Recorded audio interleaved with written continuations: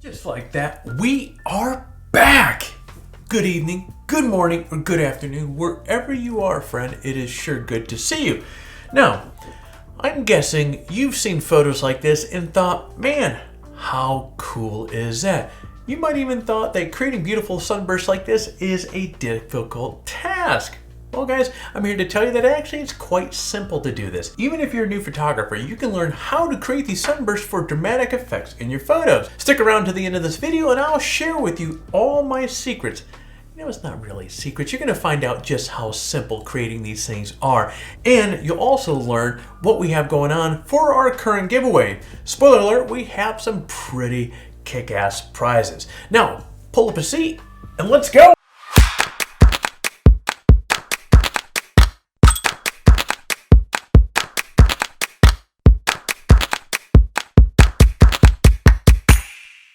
Alright guys, here's the thing. Sunbursts really only require a couple things. And you may be saying, Alex, well, what are those things? Well, it's timing and placement. On the timing front, you want to shoot during the golden hour. That way you can capitalize on the sun's position low on the horizon. Likewise, the quality of light is so much better. It's dynamic, warm, soft, and it will make the landscape elements in the shot really shine.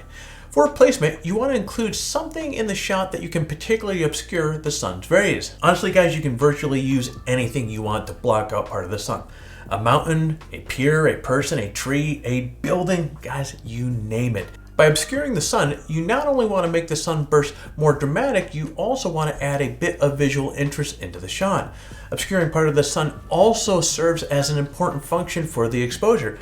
It helps control how bright the highlights are in the shot. Whatever object that you wish to use, take photos from various points so you can determine if being up close to the object or further away gets you better result that you want. Let's dive into some of the camera settings you need to create sunbursts. Now, the most critical setting is the aperture. By changing the aperture, you can change the quality of the sunburst. If you use a larger medium aperture, let's say around f8 or wider, you're going to find that the sunbursts are quite soft and not so well defined. But if you close down the aperture and make it smaller, let's say f22, you get sunbursts that are both defined and have much longer trails. Now, there's no hard or fast rule for precise aperture that you should use for every occasion, so start off with like f16 and see how it goes, and then close it down from there. Also remember that each lens will produce sunbursts in a slightly different way. So experiment with the different lenses that you have. You might find that one lens will produce sunbursts that are more preferable than another one. You're going to want to explore with this one. So more on that in a minute. To make things easier for you, set your camera to aperture priority mode. Doing so allows you to set the aperture and the ISO, and the camera will set the shutter speed to get you a good exposure. I also recommend setting the ISO to the lowest value in your camera. Usually it's about 100 or 200 or so, again, depending on your camera, and leave it there for the duration of the shoot. This minimizes digital noise so you get a cleaner shot, and it means that you really only have to worry about setting the aperture. But as we also discussed, that shouldn't be too big of a worry because you'll get the best sunburst if you simply shoot between f16 and f22. Now, as promised, some lenses are simply better for sunburst than others. Now, I realize not everyone has multiple lenses to choose from to tackle this sort of project, but if you do, it's important to consider how many diaphragm blades the lens has. Additionally, it's necessary to consider the shape of the blades as it closes down. That's because these two elements determine what the sunburst will look like. If the lens has an odd number of blades, you'll get twice as many sunbursts as blades. So if it's a 9-blade aperture, you're going to get 18 rays. But if the lens has an even number of blades, you're going to get the same number of rays. In this particular example, if it has 6 blades, you're going to get 6 rays. Furthermore, if the blades of the diaphragm form a polygon, you're going to get rays with a little bit more pointed look. If the shape of the blades are rounded, the rays will not be nearly as pointed. Okay, some other success tips.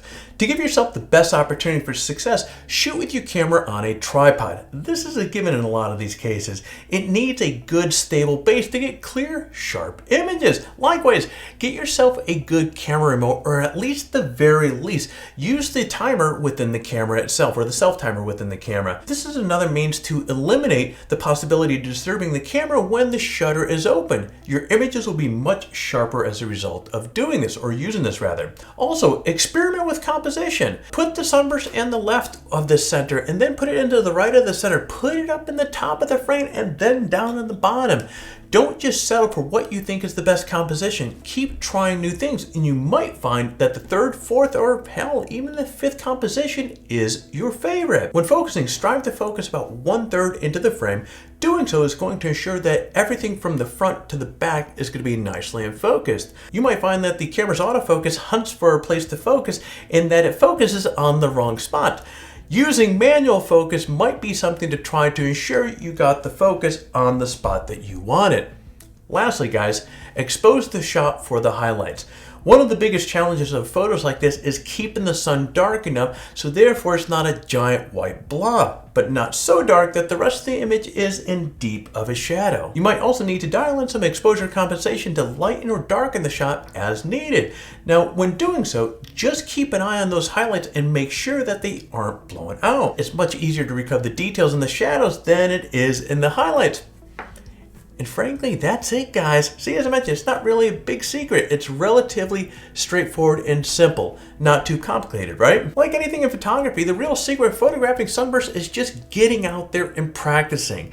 Look, friend, take these quick tips, put them into practice, make mistakes, get frustrated, hell, try again, and keep practicing until you get that fantastic moment when things turn out perfect for what you want. Now, let's discuss the details of our current giveaway. Now, we've got 4 prizes to give away: a GoPro Hero 8 Black, a GoPro Hero 7 Black, a Rode VideoMic Pro Plus, a $100 Adorama gift card, and guys, each winner will also receive a Octopad. This contest is going to run all the way through April 15th, 2020, so you have plenty of time to take the necessary steps to enter. Here's what you need to do. Step 1, like this video. Step 2, leave a comment below. In fact, guys, the more of our videos that you watch and comment on, the more chances that you have to win. So check out some of our other videos and leave some comments. Step 3, subscribe to the channel if you haven't already. That is it. For complete details on the giveaway, check out the description below. Well, there you go, guys. That's it for me. I hope you found this video helpful. If you did, hit the like button down below. If you are currently not subscribed to the channel, hit the subscribe button. And while you're at it, smash the hell out of that bell so you're notified each time we have a new video that comes out. All right, I'm going to sign off here for today, and you get out there and create your best shot.